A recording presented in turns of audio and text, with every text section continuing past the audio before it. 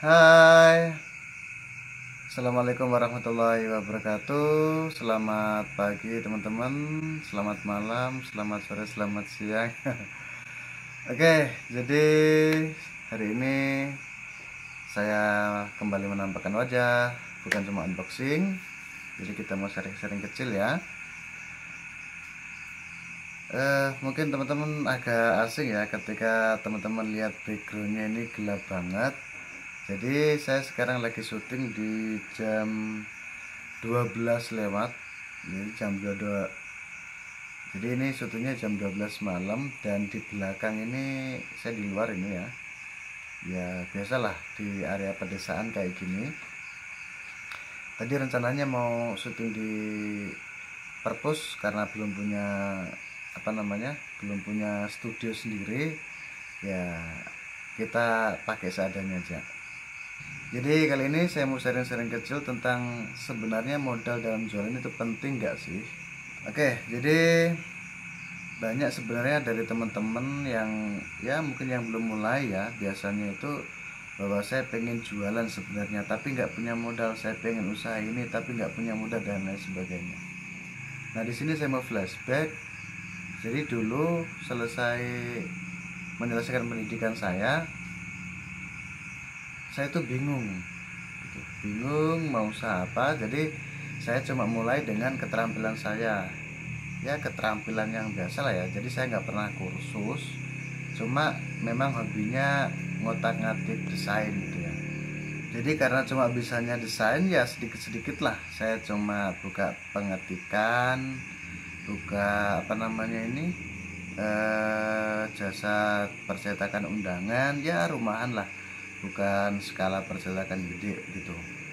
Tentunya modalnya cuma modal laptop. Waktu itu belum laptop ya, tapi PC yang saya beli waktu selama saya pendidikan, dan sebuah printer gitu. Nah karena akhirnya kebutuhan semakin banyak dan saya sudah nikah, akhirnya saya mencoba memberanikan diri untuk buka usaha dengan meminjam sebuah dana dari bank. Bukan bank juga sih ya, perbankan, tepatnya perbankan, atau saya lebih nyebutnya koperasi yang katanya berbasis syariah gitu. Namanya BMT. Waktu itu saya pinjam sekitar 25 juta. Itu saya lupa ya dapat potongannya berapa ya. Yang jelas bunganya per bulan itu 2,5%. Jadi kalau 2,5 atau 2% ya, saya harus bayar per bulannya itu bunganya saja 500.000 gitu. Oke, itu tujuan utamanya waktu itu untuk buka usaha bordir kecil-kecilan. Kan ada itu usaha bordir, jadi mesin bordirnya kecil. Itu modalnya waktu itu saya beli di Surabaya, harganya 11.600.000-an. Dan dari dana itu juga saya beli mesin mesin stempel gitu. Jadi sekalian buat percetakan stempel. Jadi intinya dari dana 25 juta itu saya pakai usaha bordir yang akhirnya gagal karena saya nggak punya basic di jahit menjahit. Dan di stempel sebenarnya dapat sih, tapi ya akhirnya nggak rame lah gitu ya, karena udah kalah dengan yang besar-besar gitu. Nah cuma karena saya hobinya itu online, jadi dari lulus sekolah dulu saya hobi banget browsing gitu, nyari informasi gitu, sampai saya sempat ya belajar editing video lip sync lah kayak gitu ya. Nah di dalam hati saya sempat ya semacam berjanji sih bahwa saya harus berhasil, harus bisa mendapatkan uang dari internet bagaimanapun caranya. Nah di 2016 itu saya mulai belajar jualan. Waktu itu karena saya sudah kepepet ya, waktu itu saya sudah punya hutang bank. 2016 belum bank ya, belum pindah. 2016 saya masih punya hutang itu yang di BMT, yang 25 juta itu.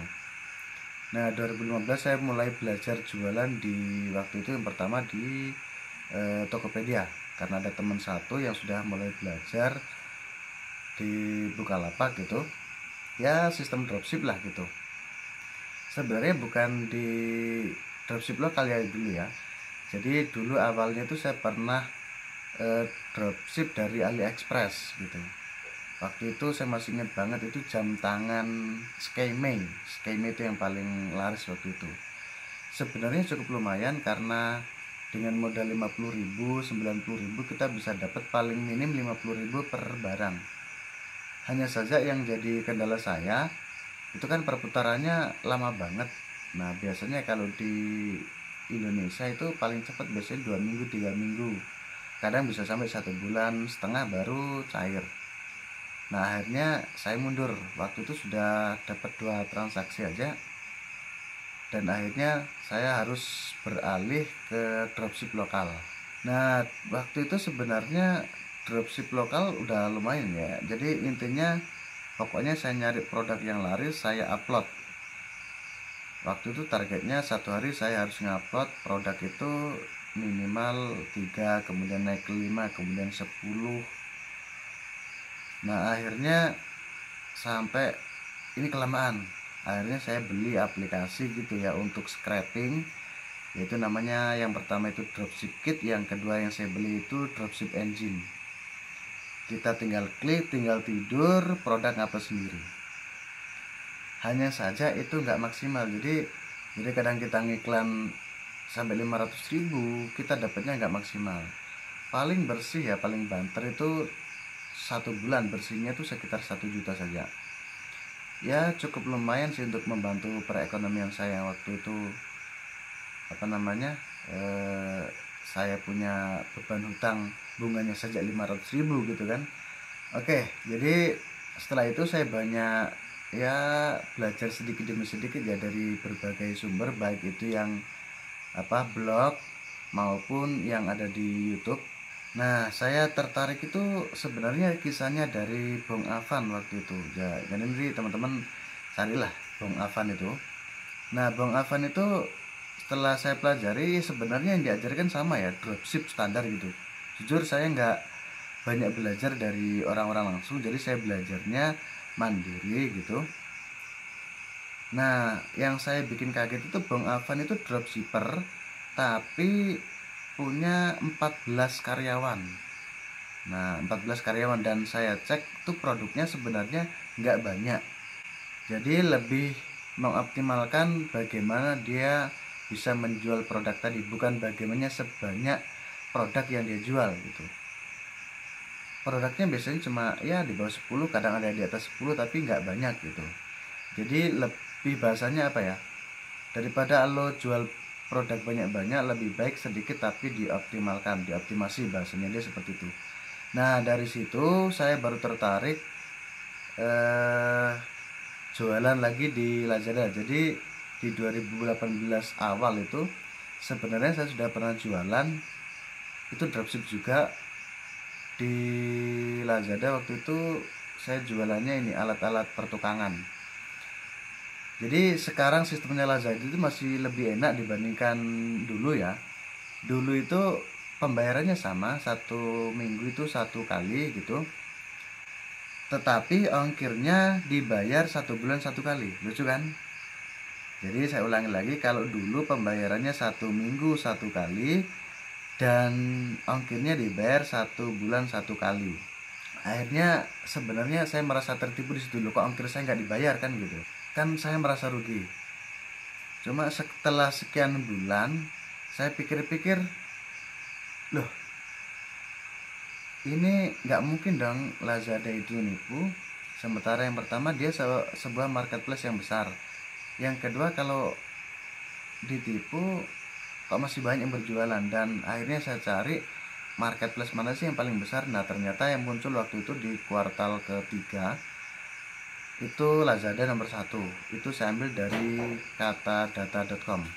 Nah berdasarkan itu makanya saya kembali lagi berjualan dan saya coba pelajari, dan ternyata cukup lumayan gitu. Akhirnya sampai sekarang kita masuk di kesimpulan, sebenarnya kesimpulan dari video ini apa? Jadi dulu saya menganggap bahwa untuk berjualan atau mencapai sesuatu itu harus punya modal, budget atau dana yang besar. Nah, setelah tahu ilmunya ternyata modal itu nomor dua, nomor tiga terserah lah. Intinya yang pertama adalah ilmunya.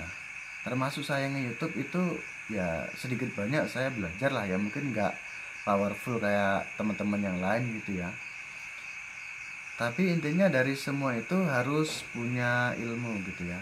Makanya teman-teman yang baru gabung, yang baru jualan di Lazada atau di marketplace lain, silahkan dipelajari satu persatu. Kalau teman-teman pelajari dalam satu waktu, itu teman-teman malah akan bingung. Jadi misalnya teman-teman hari ini belajar judul, ya kurang lebih 1 minggu lah ya belajar bagaimana membuat judul yang bagus, baik dioptimasi dari file gambarnya, dioptimasi di judulnya, di search engine marketplace-nya, di search engine Google dan lain sebagainya. Termasuk teman-teman coba cari di Google Trend mana yang sekarang yang lagi trend, pakai kata kunci apa yang lagi banyak dicari kayak gitu. Oke, itu aja teman-teman sharing kita, mudah-mudahan bisa bermanfaat. Jika ada kritik dan saran tentang channel ini, silahkan layangkan sarannya atau kritiknya teman-teman di kolom komentar. Kita ketemu di video berikutnya. Akhir kalam, assalamualaikum warahmatullahi wabarakatuh. Bye bye.